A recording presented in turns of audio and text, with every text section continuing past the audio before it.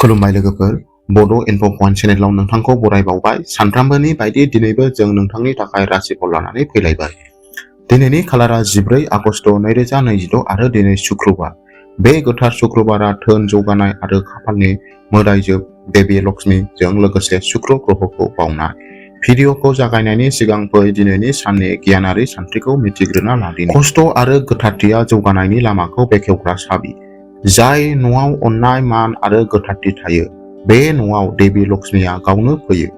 महालक्ष्मीनि सायाव ध्यान खालाम आरो गावनि साननि जागायनायखौ मोनसे मोजां महरजों खालाम। कमेन्ट बक्सआव जय मा लक्ष्मी एबा ओम नमो लिरनो दाबाव जाहाथे नोंथांनि साना मोजां जायो आरो मोदायजोनि बोर अरायबो नोंथांजों थाबाय थायो। गिबियावनो दङ मेष राशि। दिनैनि साना नोंथांनि रांखान्थियारि बिथिङाव मोनसे मोजां फिथाय लागोन। नोंथांनि गोख्रैथि आरो लोगोफोरजों गोरोबलायनायनि जाहोनाव खामानि थिलियाव जेथो गोनां हाबाफोरा मोजाङै जोबगोन। फालांगि फेहेरनायनि फारसे नाजानाय फिथाय मोनगोन। न'आव आबहावाया रंजा-बाजा गोजोन जागोन आरो सोरबा मोजां मोनग्रानि फैनाया जाथावना जागोन। सावस्रिया गोख्रों आरो मोजां थागोन। खाफालगोनां अनजिमाया 6, खाफालगोनां गाबा गलाब गाब आरो खाफालगोनां दिगा खोला सानजा। वृषभ राशि। खुंथायाव थानाय शुक्र ग्रहनि मोजां थासारिनि थाखाय दिनै आरिमु, फेशन, मिडिया आरो बिलासितानि मुवाफोरजों सोमोन्दो थानाय फालांगिजों नांथाबना थानाय सुबुंफोरा गोबां रांखान्थियारि मुलाम्फा मोनगोन। नोंथांनि खामानि मावनायनि रोखोमा बांसिन गुरै आरो गोसो बोनो हानाय जागोन। जायजों गोदान फालांगियारि सोमोन्दो गायसनगोन। जिउआव गोरोबलायनाय आरो मोजां मोनलायनाया गोथौसिन जागोन। सावस्रिया मोजां जागोन। खाफालगोनां अनजिमाया 9, खाफालगोनां गाबा गुफुर आरो खाफालगोनां दिगा खोला। मिथुन राशि। दिनै नोंथांनि सोरजिलु आरो गोख्रै थिरांथा लानाया नोंथांखौ नोंथांनि हाबा मावनाय बिथिङाव आगानसे सिगां लाखिगोन। फालांगियारि दावबायनाया गोदान खाबु आरो मोजां फिथाय लाबोगोन। मेलेमारि सावरायनाय आरो रायज्लायनायाव नोंथाङा गोहोम थागोन। नोंथाङा नोंथांनि मोजां लोगोरिजों मोनसे गोजोनथाव सम हगारगोन। गोसोआरि गोजोन आरो देहायारि गोहोआ थागोन। खाफालगोनां अनजिमाया 5, खाफालगोनां गाबा गोजा आरो खाफालगोनां दिगा साहा। कर्क राशि। दिनै नोंथांनि नोजोरा नखरारि जिउ आरो सुख सुबिदाफोरखौ समानथि खालामनायाव थागोन। नोंथाङा हा सम्पथि आरो अट'मबाइल सेक्टराव रां थिसननायनि सानथांखि लानो हागौ। गोजौ थाखोनि मावख'गिरिफोरनि बोसोनजों मावख'आव थालांनाय प्रम'शननि लामाया गेवगोन। नखरजों दावबायनो खाबु दङ। देहाया मोजां जागोन। सरासनस्रानिख्रुइ मोजांसिन मोनगोन। खाफालगोनां अनजिमाया 2, खाफालगोनां गाबा रुफा गाब आरो खाफालगोनां दिगा सा सोनाब।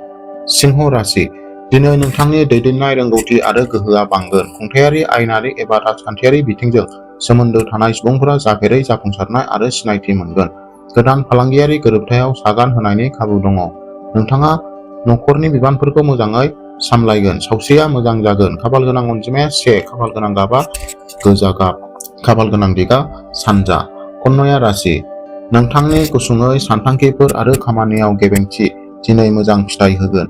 बे साना बेंकिं, सीए आरो एकाउन्टजों सोमोन्दो गोनां रोंगौथि गोनां सुबुंफोरनि थाखाय जोबोद मुलाम्फा गोनां जागोन। हरखाब राङारि मुलाम्फाया नोंथांनि दोनथुमनायफोरखौ बांहोनो हागौ।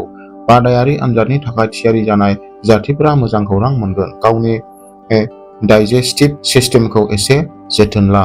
खाफालगोनां अनजिमाया 4, खाफालगोनां गाबा गोजा आरो खाफालगोनां दिगा सा सानजा। तुला राशि। शुक्रबारा नोंथांनि व्यक्तिबादखौ सोरांगोन आरो नोंथांनि रांखान्थियारि थासारियाव दावगागोन। बेयो सोरजिलु, दारिमिन, लाक्जारि आरो इन्टेरियर डिजाइनिंजों सोमोन्दो थानाय सुबुंफोरनि थाखाय मोनसे गिदिर प्रजेक्ट मोन्नो थाखाय मोनसे मोजां सम। नोंथांनि जिउनि लोगोरिनि अनथोबआ नोंथांखौ खुसि खालामगोन। सावस्रिया मोजां जागोन, बेखायनो गावखौनो गोसो हो। खाफालगोनां अनजिमाया 7, खाफालगोनां गाबा गुफुर आरो खाफालगोनां दिगा सोनाब। वृषभ राशि। दिनै नोंथांनि रादाय होनाय आरो नोजोरारि थिरांथाफोरा नोंथांनि जिउ राहाखौ मोनसे गोदान दिथा होगोन। कनस्ट्राक्शन, इन्जिनियारिं आरो माखासे सेक्टराव खामानि मावग्रा सुबुंफोरा गोदान कन्ट्राक्ट मोननो हागौ। गोजाम फारागथिखौ सुस्रांनाया सोमोन्दोआव खाथि लाबोगोन। मोनाबिलियाव मेडिटेशन एबा योगा खालामनाया गोसोआरि सुखु होगोन। खाफालगोनां अनजिमाया 8, खाफालगोनां गाबा गेरुआ गाब आरो खाफालगोनां दिगा खोला सोनाब। धनु राशि। गोजौ सोलोंथाइ, फोरोंनाय आरो बुहुमनां फालांगिजों सोमोन्दो थानाय इसाराजों जोनोम जानाय सुबुंफोरनि थाखाय दिनै मोनसे सनानि खाबु लानानै फैदों। नोंथांनि बोसोन आरो मावखान्थिफोरखौ लोगोफोर आरो गागि सानैबो मान होगोन। जायनि उफ्रा फुंखाफोरा नोंनि रांखान्थियारि बिथिंखौ गोख्रों खालामगोन। नखरजों सोमोन्दोआ गोरोबलायनाय जागोन। सावस्रिया मोजां जागोन। खाफाल गोनां अनजिमाया 3, खाफाल गोनां गाबा गोमो आरो खाफाल गोनां दिगा सा-सानजा। मकर राशि। नोंथांनि आखा-फाखा आरो आब्रुथि गोनां आखुआ दिनै गिदिर जाफुंसारनायनि बिथा गायसनगोन। कर्परेट सेक्टराव नोंथांनि दिन्थिफुंनायखौ गोजौ थाखोनि सुबुंफोरा बाख्नायगोन। गोलाव समनि रां थिसननायनि सानथांखिफोरा इयुनाव गोबां फिथाय होगोन। नोंथाङा नोंथांनि जिउनि लोगोरिनिफ्राय आबुं हेफाजाब मोनगोन। सावस्रिया मोजां थागोन आरो गोख्रों थागोन। खाफाल गोनां अनजिमाया 10, खाफाल गोनां गाबा गोमो आरो खाफाल गोनां दिगा खोला। कुम्भ राशि। दिनै आईटी, सफ्टवेयार, इनोभेशन आरो डिजिटेल प्लेटफर्मजों सोमोन्दो थानाय सुबुंफोरनि थाखाय जारिमिनारि मुलाम्फा लाबोनो हागौ। नेटवर्किंनि गेजेरजों गोदान बुहुमनां हेफाजाब आरो फोनांजाब जागोन, जाय फालांगियाव माइल खुन्थिया जागोन। नोंथाङा लोगोफोरजों रंजानो हागोन। नोंथाङा देहायारि सांग्रां आरो सावस्रिगोनां मोनदांगोन। खाफाल गोनां अनजिमाया 11, खाफाल गोनां गाबा रयेल ब्लु आरो खाफाल गोनां दिगा सोनाब। मीन राशि।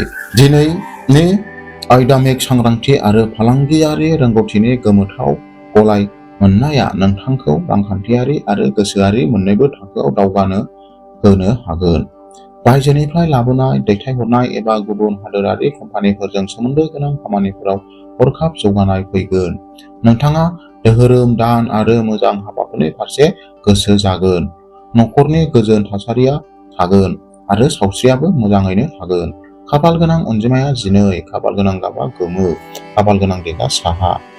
अब्ला लोगोफोर, बेयो जाबाय 14 आगस्ट 2026 खालारनि आबुं राशिफल।